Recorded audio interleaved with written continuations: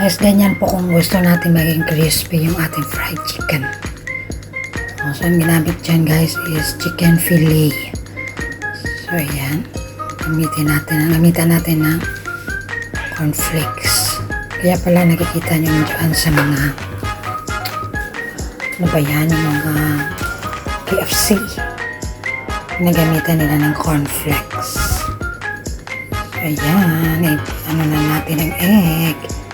Tapos, lalagyan natin ng cornflakes. Akala ko dati breadcrumb. Cornflakes pala. So, ayan guys. Baka gayahin nyo na. Magtatanghali na at tayo ay magluluto ulit. Tanghali na. Balas 8 pa lang eh. So, ayan po yung outcome niya. Wow, lagyan natin ng sauce. Masarap.